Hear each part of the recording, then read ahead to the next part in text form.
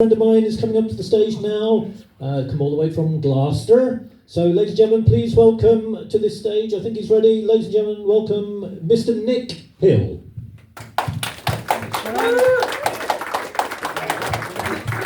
Evening.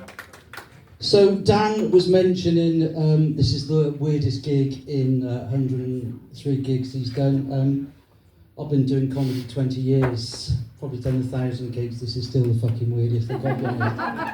Because I'm going to get home tonight and my wife's going to say, what was it like? I said, well, there was a bloke in the front row who at the start of the gig was giving the lady behind him advice about the trick with comedy is don't make eye contact. That's bollocks, mate. It matters not. It matters not. A bloke who took his striped shirt off to reveal another striped shirt underneath. And I'm thinking, please take that off and let's see if you look like a fucking stick of rock all the way through. She said, what else was about the gig? I said, well, we got a lady over here who would have told us her fucking life story if she'd have had another 15 minutes. We had two girls over here who couldn't wait for the interval. They had to go and get a drink whilst the act was still on. That was pretty rude. And then Dan offered this lady to go home, and her husband, I'm assuming, just under his breath, but loud enough so I could hear him, said, she fucking isn't. And then, when the other guy was talking about anal sex, you nearly spat your drink out, didn't you? So, yeah, this is lovely. And people say fucking Gloucester's weird. Oh, no. I'm sorry. So, I did a gig last week in a little place called Huntley, and I used to live there, right? It's outside of Gloucester, and I haven't been there for 51 years, and I was wondering whether it would evoke any memories, and it did, right? It evoked two memories, right? Two memories of living in Huntley. One, because it was the place where my dad hit me 3 times, not in a row, just on different occasions, and two, it brought back memories of my complete ineptitude as a teenager with girls, right? We moved to Huntley in 1970, I was 12. We didn't want to go. Dad wanted to go. Me, mum, my late brother, we didn't want to go. We were quite happy where we were. We lived in a nice little cul-de-sac, nice little place just outside Gloucester. I was quite happy. All my school friends were there, my friends were there, my little girlfriend was there. We'd been there since 1962. I was about 6 when Kate was about 6, and she was brilliant. She wasn't a looker, but she was enthusiastic. I used to get her on my side when we used to play war, and I used to convince her that wherever I was shot, if she kissed me in that place, I'd never die. I was shot in some quite strange places. I mean, looking back now, it's grooming, isn't it? That's basically what it is. Because we used to play war. This was about 1964, 65 as kids. We were mad on war. Like, we didn't have guns. We just had sticks with all the different noises. You know, rat tat tat. We just had one kid who just used to go, and we couldn't figure out what was the matter with him. And one day we said, are you a mute or nothing? And he just went, no, silencer. I thought, fucking genius. That's genius, isn't it? So I can remember the day we moved to Huntley, right? We moved to Huntley, and I still don't know why Dad wanted to go there. I think it was the fact that the bungalow was right next door to the local pub. And like all the village kids gathered to see who was going to move into the posh house, right? Now, I can only describe these kids as feral. Basically, that's what they were. They all went to the local comprehensive. At the time, I went to King's in Gloucester, which was a private school. I was a cathedral chorister, so I thought, this ain't going to end well. And I knew then that I was far superior to them. But I thought, I'm just going to have to deal with it, right? And the first 12 months were hell. But then in 1971, the youth club opened in the village hall, and that was brilliant. All the village kids went there. And there were so many girls there, I thought, oh my God, what a choice I have. Well, as much of a choice as a 13-year-old, 5'2", freckle-faced, ginger-haired kid was going to have. My choices were limited, to be honest. There was only one girl who showed any interest, a girl by the name of Judith Snow. I'm quite happy to tell you her names because she's dead now. She's dead. And it took about 8 weeks, and I finally convinced Judith to come outside with me. Oh, this is brilliant. I'm going to have my first proper snog. I was 5'2", we got outside. Judith was 5'8". Shit, logistically we got a problem. Just as we were beginning to dock, and she was great because she stooped her head to kiss me. I thought, oh, this is magic. We've snuck outside, no one's noticed. I'm going to kiss her. and then I felt these two hands under my armpits, and I was lifted up.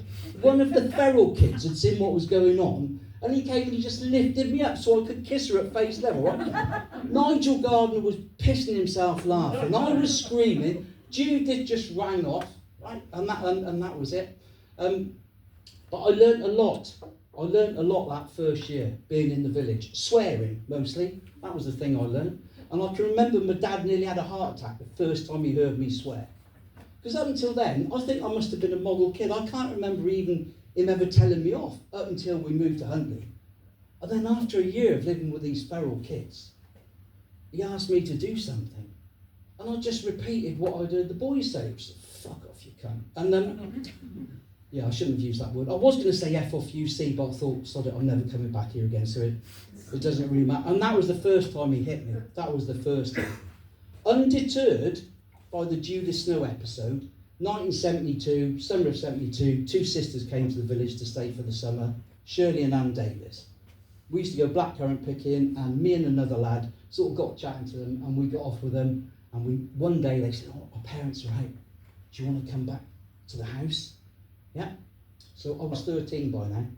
We went back, and Brian disappeared off with Anne, and I was left alone with Shirley. She was 13 as well. I was still completely naive.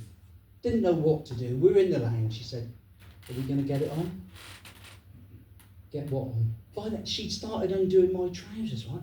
He had never been out in public before. I didn't know what to do. She said, are you going to do something for me? I said, well, like what? She said, you can unbutton my blouse. And I did. I unbuttoned her blouse. And she was naked underneath. And that was the first time I felt a tit. Both metaphorically and physically. I just didn't know what to do. She said, go on, do it.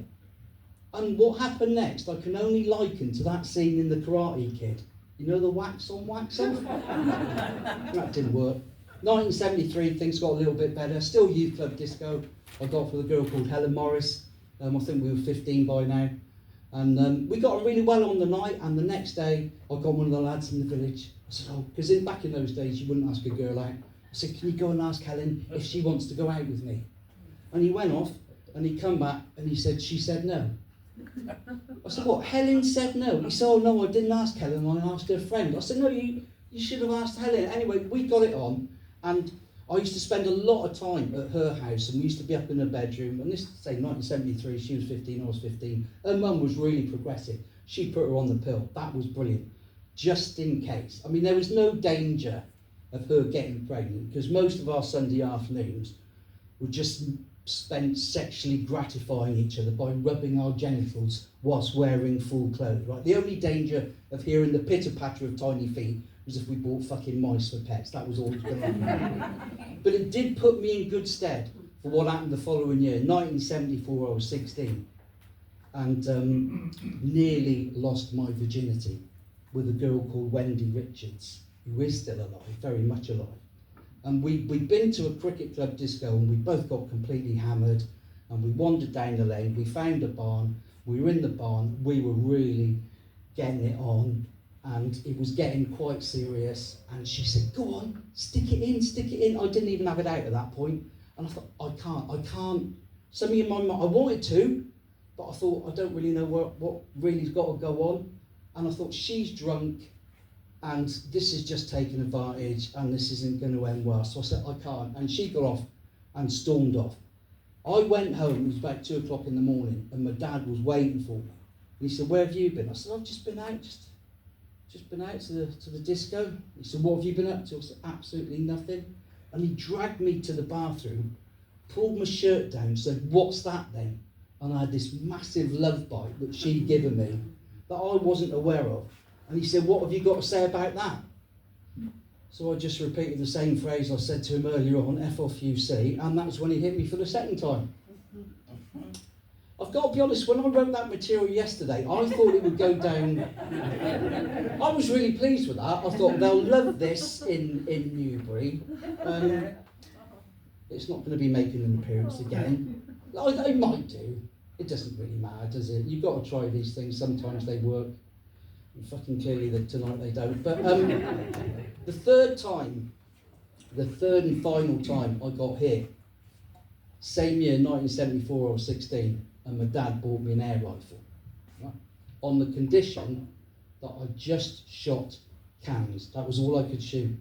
So I started off shooting cans, that got a little bit boring. I started progressing to other things like the next door neighbour's greenhouse, occasionally my little brother. And then I started shooting birds on the telegraph lines. I'm sorry about this bit, but I did. I was 16, completely irresponsible. And I found the best birds to shoot were starlings. Because I don't know if you know this, but starlings are clearly stupid. Most birds, if you shoot one, the rest will fly off. Starlings on the telegraph line, they'll be lined up, you shoot one, and all the others just move up. 20 in one day. I thought, this is getting too easy. I then went and shot a thrush. Awful. Shouldn't have done it. The neighbour across the road saw me do it. I saw him seeing me do it. I ran back to the house. About 2 minutes later, there's a knock on the door. Dad goes to answer, and the neighbour's there with this warm thrush in his hand. And I can hear the conversation. And Dad calls me, Nicholas! Like I'm running down the corridor. Yeah. Did you do this? I went, yeah, I thought there's no point in answering. Yeah. He said, what have you got to say for yourself? And I knew at that point he was giving me an opportunity. What he wanted me to say was something like, Dad, you bought me this air rifle in good faith. I've completely abused your trust. What I'm going to do, I'm going to destroy the air rifle, and as soon as I turn 18, I'm going to become a monk and spend the rest of my life in penance, praying to God, because I've taken one of God's creatures, and that will live with me the rest of the life. I knew that's what he wanted me to say, but I thought in this circumstances, there's only 4 words that are going to fit, and that's when he hit me for the third time. Listen, you've been, all right, a challenge. You've been lovely. Thanks very much. Good night.